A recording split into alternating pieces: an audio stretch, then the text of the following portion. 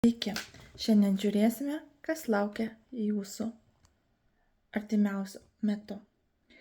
Tai yra neapibrėžtas laiko režimas, ne laiko juosta, kada jaučiate, kad šitą video reikia peržiūrėti, jį tiesiog atsidarykite ir pasirinkite kortą. Jeigu jaučiate, kad ten tos kortos, kuri jums turi būti skirta, nejaučiate, laukite kito būrimo. Tai gerai, išmaišau, bus maždaug kokie 5-6 variantai. 6 gal. Ir pažiūrėsime, kas laukia būtent tą periodą jūsų. Trumpai. 6 variantai. Kažkaip nors iš 6.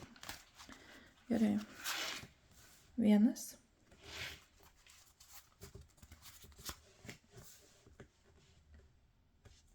2.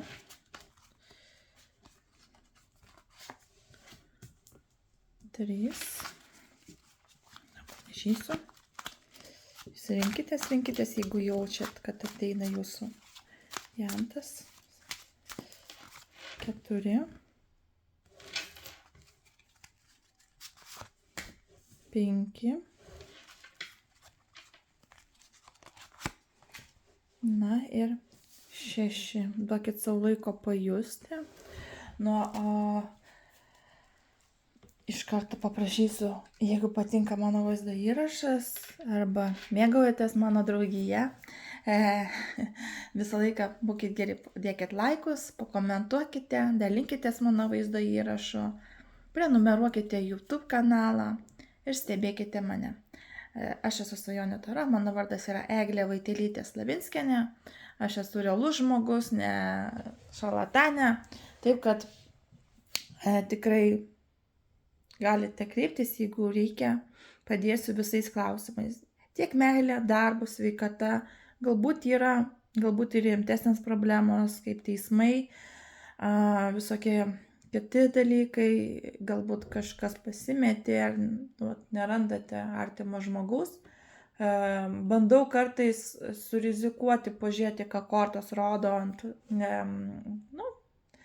dingusių žmonių, tai dažniausiai arba iš tikrųjų taip įvyksta, nemeluoja kaip kartais kortas, bet kartais ne visą laiką tiksliai parodo, arba aš nelabai interpretuoti moku, bet dalinai informaciją galiu duoti apie tai. Nes tikrai yra taip, kad kortos tikrai manęs ne vieną kartą neapgavo ir bent jau kažkokią tikrai informaciją yra davusios. Tai va. Taigi, pradedam. Nuo pirmo varianto, kasgi čia.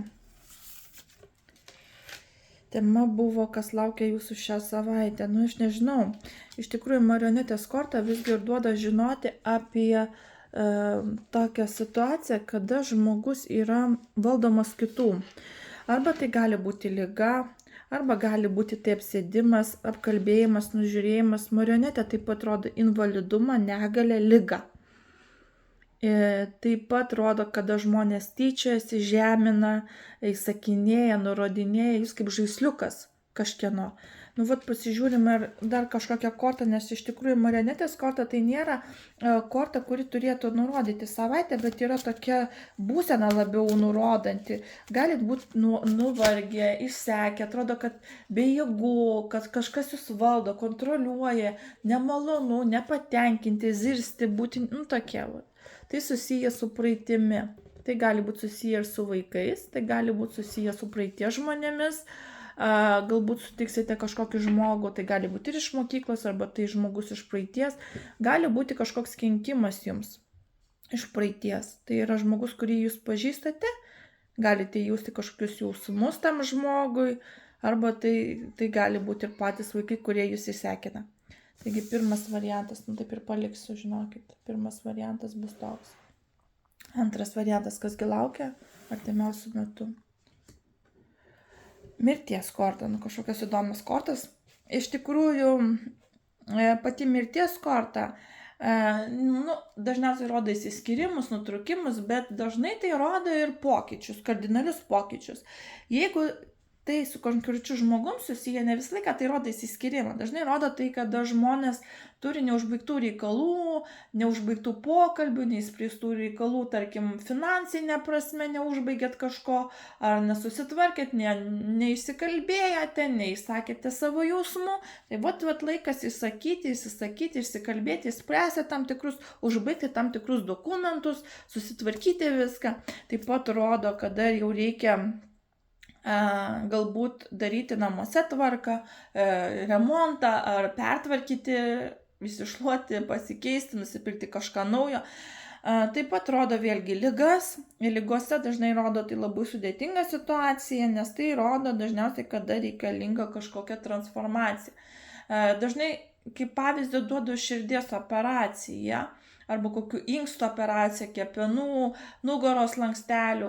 Tai reiškia, kad jau kažkoks organas nebeveikia, netlieka savo pozicijos, savo veiklos ir jį reikia pakeisti nauju. Tai reiškia, nauja širdis, nauji inkstai, nauji kepenys arba koks slankstelis pakeičiamas į kažkokį metalinį arba kažkas. Tai vat jūsų gyvenime vyksta kažkokie pokyčiai.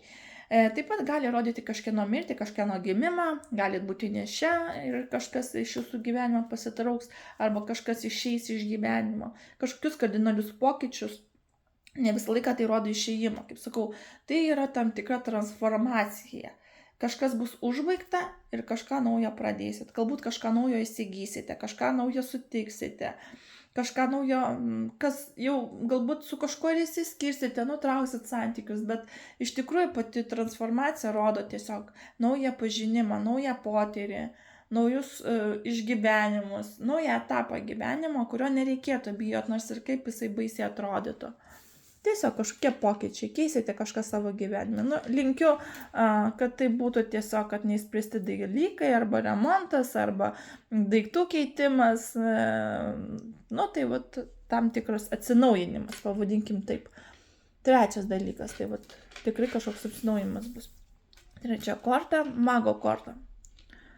Tai šią savaitę bus labai magiška, arba tą, kurią savaitę pasirinkote, ne? Mago korta rodo, kada visi reikalai, viską, ką planuojate, išsipildo. Meilė tai rodo aistrą, magnetizmą, trauką, ne? Taip pat rodo darbe užsidėgymą, rodo kažkokius tai, sakykime, kad viskas pavyksta tiesiog savaime, lyg tai kažkokie maginiai dalykai patys. Labai, jeigu net ir savo jėgom netikite, iš tikrųjų viskas vyksta pagal kaip sviestų patepta, toks posakis yra sviestų patepta. Tai iš tikrųjų magas rodo magnetizmą, rodo maginius dalykus, taip pat galbūt užsiminėsit maginiais dalykais.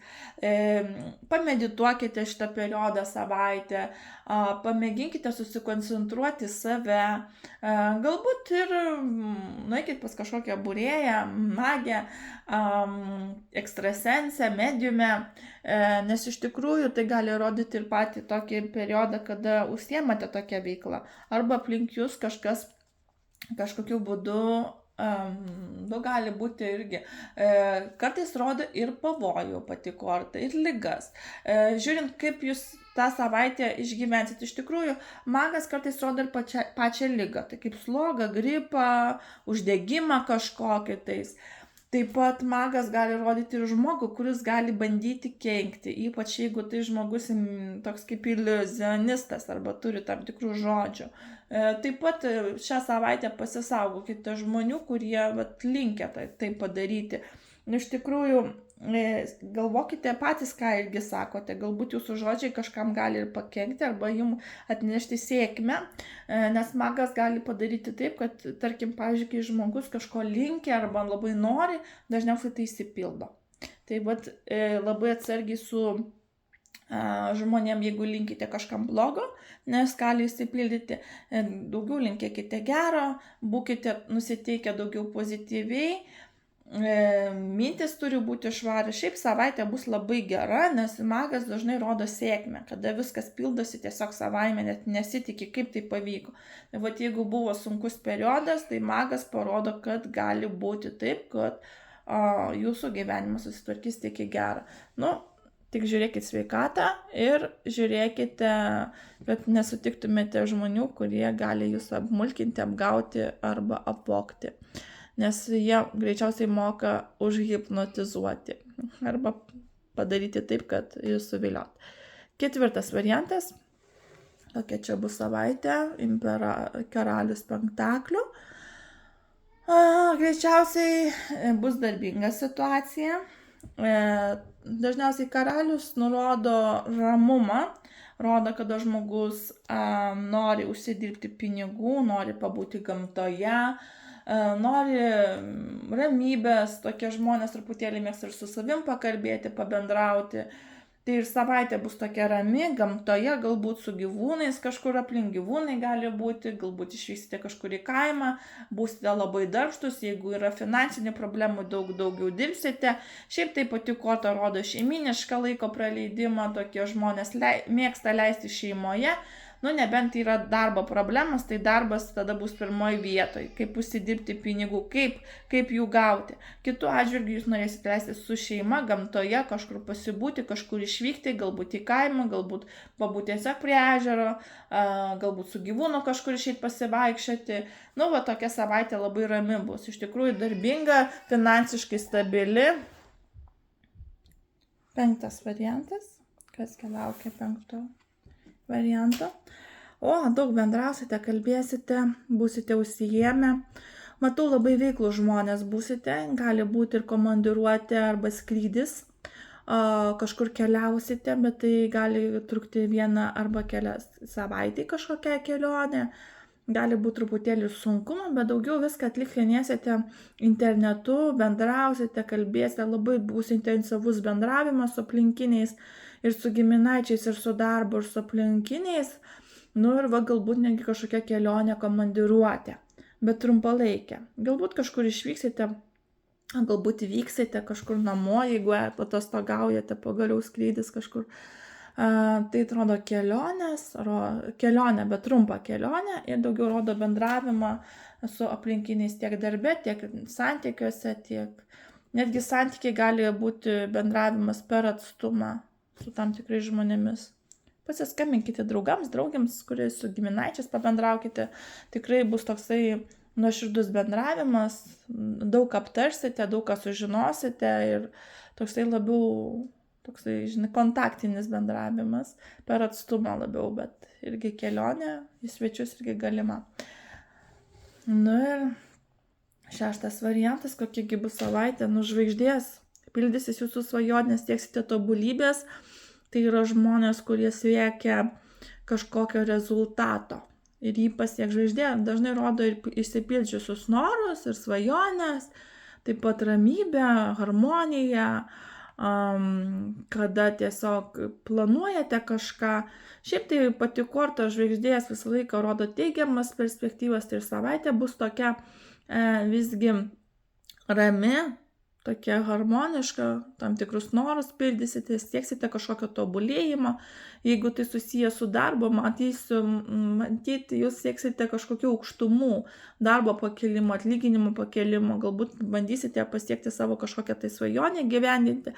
Tai žvaigždės korta parodo sėkmę tam tikrose svajonėse, noruose. Tai daugiau fantazuokite, daugiau svajokite, tikrai daug kas išsipildys ir daugiau stenkitės tai įgyvendinti, nes tikrai galite pasiekti aukso zenitą. Galbūt netgi laimėti loterijoje, jeigu tikrai tas noras yra labai labai stiprus. Ir pati korta parodo žvaigždę, kad išsipildyt gali. Taip. Su jumis buvo Svajonių Taro. Ačiū, kad buvote. Iki.